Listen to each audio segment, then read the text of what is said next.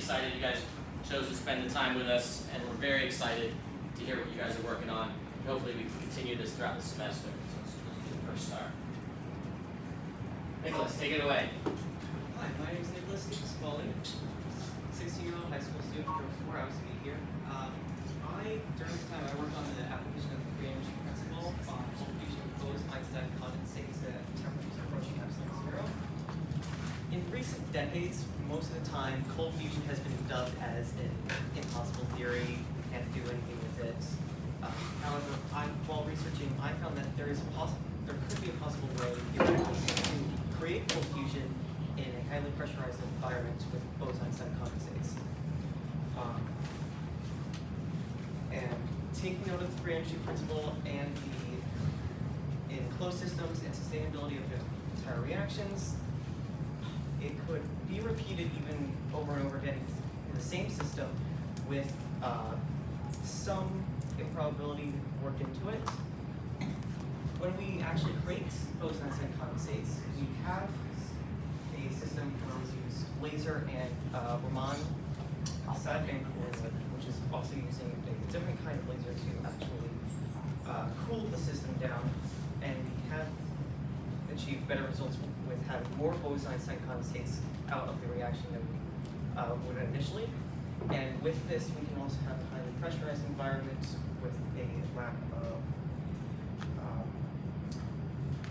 we can have fusion processes with the crusher acting on this after we've already accomplished this. This can also allow us to keep the temperature of the system at relatively the same. And when we have the pressure acting on it, we have to keep the Bose-Einstein condensates close together because due to their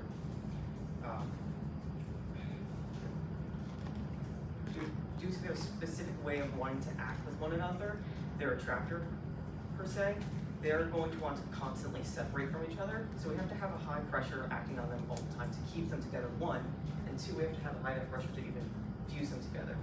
And there's two ways of doing this. We can do one where we have a star with a small system of a star that has a mass of 0.07 to 0.08 solar masses, or we can have a small system in a highly pressurized vacuum. However, the larger system has over-encumbrance with it, so having a smaller system is easier, and that's what I'm going to focus on mainly. Within the highly pressurized vacuum, we're trying to mainly get rid of the Markov blanket surrounding the closed system, because having an isolated system, although it would allow the reaction to be sustained better with the same local entropy, it's not going to really work for extracting energy out of the local system. So we use a closed system, and we have to make sure that we have the sensory perturbations suspended during the entire process. That way we can have the Markov blanket shape shifted so that we can extract the energy, and that way we can also sustain the reaction throughout the process, and making the actual Einstein Bose condensates stay in the state for longer. And there is a hypothetical part to this as well, where we can even have a what is called a terahertz vacuum electronic control the system and the pressure acting on the system. And with that, if we can, hypothetically, I haven't fully worked this out because I haven't had access to a lot of a supercomputer to actually work out the equations. However, hypothetically, the Bose-Einstein condensates can actually separate back into the fusion materials, which for this we will be using deuterium and tritium. And when that happens, it's going to be a fission reaction per se, where the actual state of the unwanted kilobar is going to be reactivated or unpaused. And when they are unfused instead of fission, it's going to reactivate with the terahertz vacuum electronics and fuse them back together, recreating the energy. It is more hypothetical than actual theoretical, but I do feel that with this, we could actually create a system that could constantly create more and more energy instead of having to refuel every 10 or so seconds with a fusion. Wonderful. Give it up for Nicholas.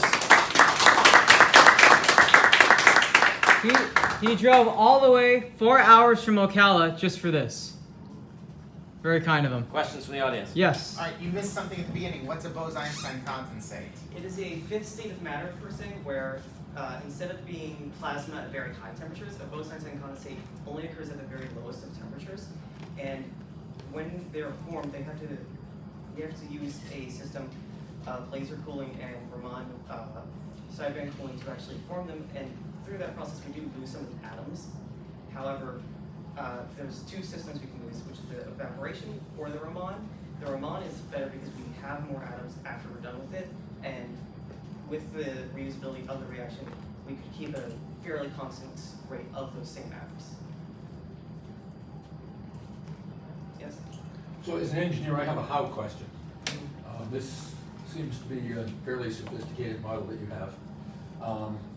But I'm curious about the high pressure. You know, you say a pressurized vacuum, those are normally considered the opposite of each other. The absence of pressure makes a vacuum. Yeah. So what is the pressure source if I'm in a vacuum? Is it the light? What is the pressure? Is it mechanical, or are you squeezing it with some giant jaws? Not exactly. It's more air pressure, because if there's two kinds of pressure that we can use: gravitational or just pure air. The vacuum part is more just keeping anything outside of the system outside of it, not trying to interfere with it. So it's more of a sealed system It's than more an actual vacuum. than an actual vacuum, yes. Probably should have worded that better in there. So you've evacuated a container and put air in it with Exactly, whatever you're working because with. we want to increase the pressure, but if with the two systems, with the actual solar mass of 0.07 to 0.08, that's going to be incredibly big, and it's more cost effective to do the smaller size. Plus, with that, you're doing gravitational pressure instead of air pressure, and it's harder to exactly calculate how much is going to be acting on it and what's going to be going through it. So with the smaller system, it's easier to do. Yeah. How much energy does it take to reactivate the system? How long does it last? And where does that energy come from? That's part of the hypothetical part. Reactivating it, it should be a little smaller than the actual energy that we're putting in with the high energy lasers, but it's going to probably take a little bit more of the energy coming out to repower it.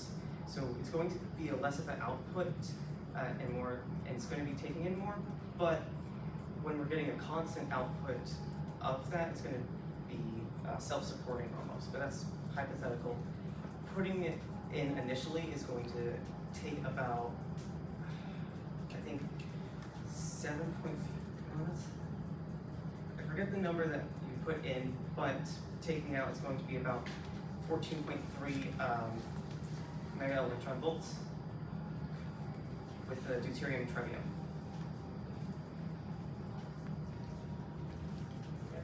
What like real world applications does it have? Well, it's an easier fusion reaction. Instead of having to build a tokamak, you're going to have a small reaction instead, and it's going to be able to self-support, 1. 2, it's going to be able to generate energy much faster than a tokamak, and it's going to cost less energy as well.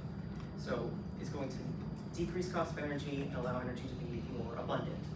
Any other question? Do you think enough is known about the physics to build a simulation of this? Possibly, yes. There's maybe a few equations that would have to be worked out with the actual pressure of the system, but other than that, the deuterium and tritium is the same. It's going to be the same equations with the fusion reaction. That's pretty much it for the actual fusion reaction, and most of the physics is already worked out with the test of the lasers. The energy coming out would have to require different equations since it is cold fusion instead of just regular fusion, but yeah, it's fairly similar, and I think maybe just the regular equation for pressure acting on it could actually allow us to build a diagram or graph it out and model it with a supercomputer. Awesome. Are you proposing something that is straight new?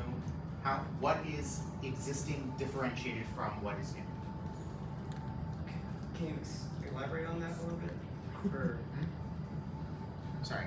What are you? What's your novel What's your contribution? novel contribution? How do you differentiate from what's existing? okay.